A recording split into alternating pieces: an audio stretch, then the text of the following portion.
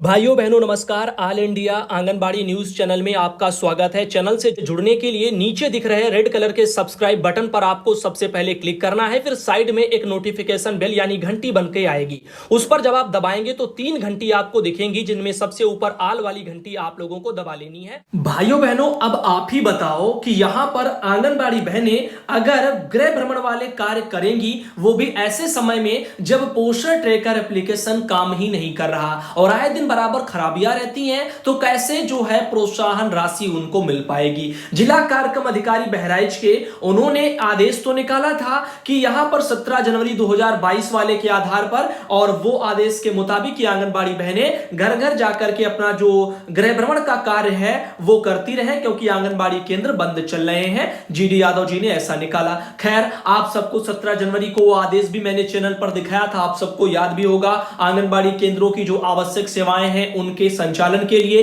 इसमें बोला गया था सारिका मोहन जी निदेशक जी के द्वारा कि आंगनबाड़ी केंद्र बंद चल रहे हैं, अनुपूरक पुष्टाहार का घर घर जाकर के बहनों वितरण करना, और नवजात शिशु हैं, अति कुपोषित स्वयं बच्चे हैं, गर्भवती महिलाएं हैं, इनको कोविड संक्रमण से प्रभावित होने की संभावना इनमें अधिक है, और इसीलिए आप सब जो इनके घर का जो गृह भ्रमण है वो एक जो है यहाँ पर दिशा निर्देश तैयार कर लो, पत्र के साथ दिए जा रहे हैं, और फिर उस आधार पर जो सोशल डिस्टेंसिंग का पालन करते हुए कोविड-19 के नियमों का, और फिर जो है गृह भ्रमण करो। अब बहनें तो हमारी गृह भ्रमण कर रही हैं, लेकिन अब इनको प्रोत्साहन राशि विभाग देगा कि नहीं, ये तो काफी समस्या बड़ी है। क्यों? क्योंकि पिछली बार जो पैसे हैं किसी बहन को कम मिले, किसी को ज्यादा मिले, सबको एक जैसा बराबर मिला नहीं। काम तो हर बहन ने किया, किसी ने जो है मोबाइल से किया, किसी ने ऑफलाइन ही किया, जिनके पास फोन नहीं है या जिनका फोन खराब चल रहा। तो गृह भ्रमण हो या कुछ भी काम हो, काम तो उनको करने ही पड़ रहे हैं, चाहे आज करें या कल करें, चाहे यानी लेट लतीफी हो जाए जो है ये, क्योंकि डिवाइस जो है सबके पास नहीं थी, और जिनको मिल गई है तो काम नहीं कर रहे, रिचार्ज का पैसा गवर्नमेंट दे नहीं रही, लेकिन फिर भी बहनों ने काम किया, चाहे आगे पीछे किया हो, चाहे जैसे किया हो। तो अब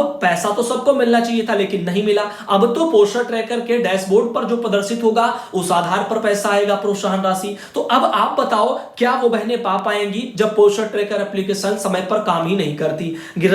रीमा देवी बहन आती हैं बहराइच से, उन्होंने एक आदेश बहराइच का भेजा था, बहन को धन्यवाद। खैर और भी खबरों पर चर्चा करते हैं, बहुत सी खबरें आपको इस वीडियो में दिखाएंगे।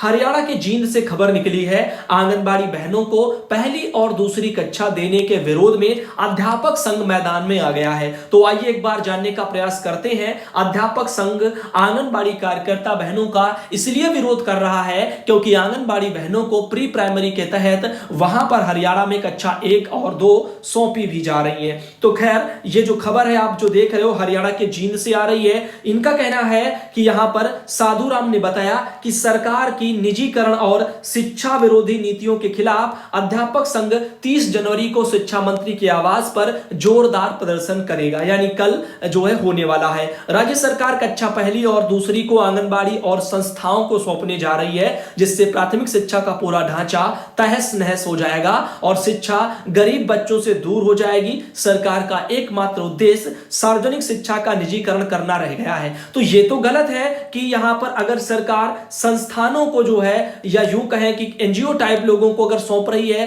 प्राइवेट सेक्टर में, तो फिर ये गलत है, क्योंकि इससे दिक्कतें हो रही हैं। काफी चीजों का देश में भाजपा सरकार ने निजीकरण कर दिया, चीजों को बेच दिया बिजनेसमैनों के हाथों में, वो ये कहते हुए कि निजीकरण हो जाएगा तो सारी चीजें सुधर जाएंगी और अच्छा हो जाएगा। मानते हैं अच्छा कर देंगे प्राइवेट वाले, लेकिन फिर उसका जो एक महंगाई का दौर जारी होगा उसकी मार जनता कैसे झेलेगी। जैसे मान लो रेलवे बेच दिया सरकार ने, प्राइवेट हाथों में गया, किसी बिजनेसमैन ने खरीदा, अब वहां पर मान लो उन्होंने अपने हिसाब से पूरा बढ़िया तरीके से बना दिया सब कुछ, मान लो मेट्रो ही चल रही, अब आप देख रहे हो, तो लेकिन टिकट का किराया भी तो बढ़ेगा, सुविधाएं मिलेंगी, तो वहां पर पैसा भी खर्च करना पड़ेगा। अब आम आदमी के लिए तो खाने के लिए पैसे नहीं है, रोजगार नहीं है, तो वो इन चीजों का आनंद भी नहीं ले पाएगा। और मानते हैं विकास होगा, लेकिन निजीकरणों में जाने से जनता पर एक महंगाई का बोझ भी बहुत भारी भरकम आएगा, और ये काफी जो है नजरिए से चीजें गलत भी हैं। अब शिक्षा को निजीकरण हाथों में सरकार दे रही है, ये भी दिक्कत वाली चीजें हैं। अब अगर मोटी सैलरी अध्यापकों को सरकार दे रही है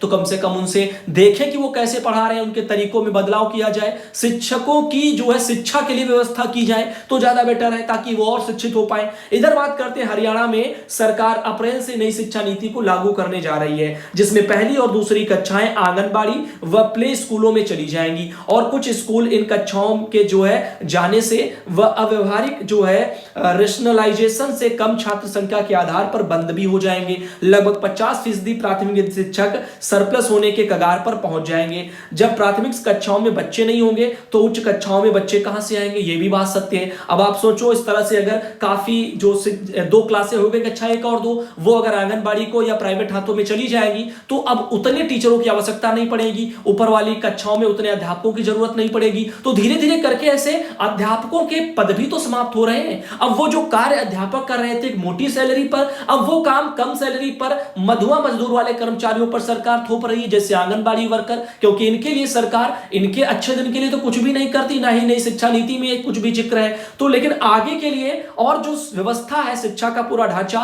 उसको जो है तोड़ने पर तुली हुई है, ऐसा अध्यापक संघ का अपना मानना है। हरियाणा के हिसार से खबर आ रही है, आंगनबाड़ी वर्करों ने मांगों को लेकर सिरसा में बरनाला रोड पर 3 जगह स्टेट हाईवे जाम कर दिया। तो ये भी यहां पर दिक्कतें, क्योंकि बहनें चाहती हैं हरियाणा में उनको राज्य कर्मचारी घोषित किया जाए। अगर सरकार की मंशा ठीक है यहां पर नई शिक्षा नीति के तहत, तो सरकार को राज्य कर्मचारी आंगनबाड़ी बहनों को घोषित करने में कोई दिक्कत आपत्ति नहीं होनी चाहिए, क्योंकि अगर उनको वाकई में शिक्षा का स्तर सुधारना है, सरकार ये सोचती है कक्षा 1 और 2 आंगनबाड़ी को दे देंगे और अच्छे से बेहतर तरीके से पढ़ाई होगी, अगर ये सोचते हैं तो वर्करों की भी तो स्थिति सुधारनी होगी। उनको क्या काम आप दे रहे हो जो अध्यापक कर रहे थे आज तक मोटी सैलरी पर, और वही काम आप जो बंधुआ मजदूरों की तरह वर्करों से लेना चाहते हो, तो ये तो गलत है। अब यहां पर इसीलिए बहन चाहती है राज्य कर्मचारी का दर्जा मिले, काम आए, कोई दिक्कत नहीं, लेकिन ये नहीं कि जो है अच्छे तरीके से शिक्षा के स्तरों को आप गिराओ और वर्करों से उन पर जो है काम को लाद दो, प्राइवेट हाथों में दो, आंगनबाड़ी को दो, और आंगनबाड़ी बहनों की खुद की कोई सेवा नियमावली ढंग की सरकार ने राखी नहीं। जो भी काम जैसे आते हर तरह के बहनों पर लाद दिए जाते हैं, चाहे वो किसी भी विभाग के हो, और काम ले लिया जाता है। तो यहां पर काफी मतभेद, काफी समस्याएं भविष्य के लिए भी आंगनबाड़ी वर्करों के मन में इसीलिए बनी रहती हैं। बाबा जो है यहाँ पर भूमड़ चौक है, वहां पर भी वर्करों ने जाम किया, और जो रोहतक में कलानौर पर भी जो है बहनों ने जाम किया। ऐसे सरकारी कर्मचारी का बहनें हमारी दर्जा मांग रही हैं, 24,000 रुपया सैलरी भी हरियाणा में वर्कर मांग रही है, लेकिन सरकार अभी इनकी ओर सुन भी नहीं रही है। हरियाणा के पानीपत में भी कैथल में अध्यापकों के निलंबन के विरोध में किया प्रदर्शन, आंगनबाड़ी वर्कर ने भी उसमें हिस्सा लिया। तो अध्यापकों के कैथल में निलंबन के विरोध में अध्यापक संघ मैदान में आया, साथ ही उनका साथ देने के लिए आंगनबाड़ी वर्कर भी बहनें जो है कैथल में देखने को मिली हैं। उसी प्रदर्शन में बहनों ने भी हिस्सेदारी की है, और जैसा कि आप यहां पे देख सकते हो। तो यहां पर आपको बताना चाहेंगे, यहां पर इस प्रदर्शन में हरियाणा लेक्चरर एसोसिएशन के सदस्य और आंगनबाड़ी कार्यकर्ता ने हिस्सा लिया है। प्रदर्शनकारियों ने इस मामले में उपायुक्त के तबादले की मांग की है। अब देखते हैं आगे क्या होता है। खैर, हरियाणा के हिसार में आप देख सकते हो, सिरसा में आंगनबाड़ी वर्करों ने काली चुनरी लहरा करके जताया है रोष, और 1 घंटे तक उग्र जो है होकर के दिया है धरना। तो ये तरह तरह से जो है जानकारी आ रही, तरह तरह जिलों में आ रही है हरियाणा के। अब जैसा कि आप देख सकते हो, हरियाणा की बहनें रुकने का नाम नहीं ले रही हैं और बराबर अपने आंदोलन को तेज कर रही हैं। तो जैसा कि इसके बारे में मैंने पूर्व में भी आपको बताया था, इन सब बहनों की जो है पहले से जो है तिथि डिसाइड हो गई है, किस दिन क्या करना होगा। इनका कहना है कि यहां पर दोपहर करीब 1 बजे बाबा जो है यहां पर भूमड़ सात चौक के समीप बहनें पहुंची थी, और वहां पर उन्होंने भी जो है जाम लगाया। इसके अलावा आपको ले चलते हैं अगली खबर पर। अनीता गुप्ता बहन आती है गाजीपुर से। इनका कहना है, सुधांशु भैया नमस्ते भैया जी, मेरे अकाउंट में 4500 रुपया केंद्र सरकार का नहीं आया है, जबकि मेरे यहां सभी के खाते में पैसे आ गए हैं, ऐसा क्यों है? कोई जानकारी हो तो बताएं।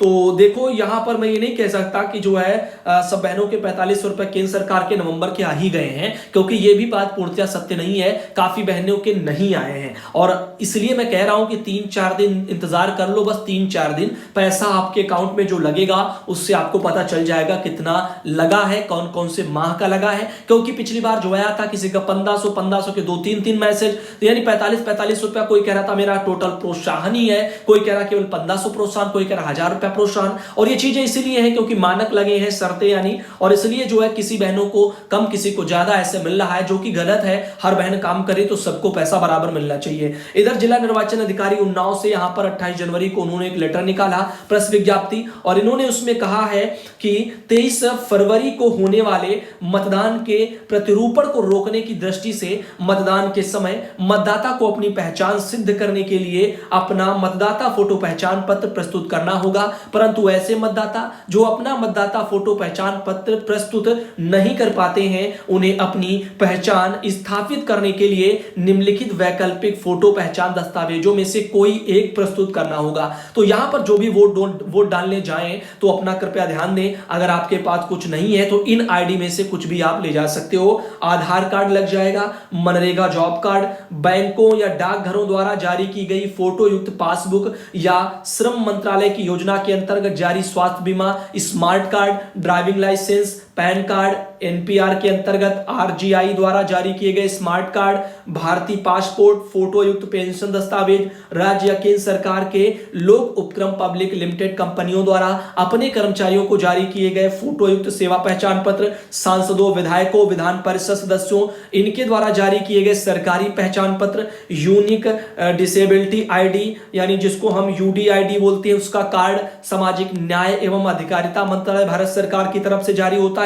तो इनमें से भी कुछ भी अगर आप दिखा सकते हो तब भी आपको वोट डालने दिया जाएगा। लिखा है कि एपिक के संबंध में लेखन एवं वर्तनी की अशुद्धि इत्यादि को नजरअंदाज कर देना चाहिए, बशर्ते निर्वाचक की पहचान एपिक से सुनिश्चित की जा सके। यदि कोई निर्वाचक फोटो पहचान पत्र प्रदर्शित करता है जो कि किसी अन्य विधानसभा निर्वाचक क्षेत्र के निर्वाचक रजिस्ट्रीकरण अधिकारी द्वारा जारी किया गया है, ऐसे एपिक भी पहचान स्थापित करने हेतु स्वीकृत किए जाएंगे, बशर्ते उस निर्वाचक का नाम जहां वह मतदान करने आया है उस मतदान केंद्र से संबंधित निर्वाचक नामावली में उपलब्ध हो। फोटोग्राफ इत्यादि के जो है यहां पर बेमेल होने के कारण निर्वाचक की पहचान सुनिश्चित करना संभव ना हो तथा तब निर्वाचक को उपरोक्त वैकल्पिक फोटो दस्तावेज को प्रस्तुत करना होगा। तो इन चीजों के बारे में आप यहां पर देख सकते हो, ऐसा यहां पर बोला जा रहा है। नरेंद्र सिंह जिला निर्वाचक अधिकारी उन्नाव के, उन्होंने लेटर निकाला। इधर ब्रजरानी बहन आती हरदोई से, उन्होंने एक फोटो भेजी है और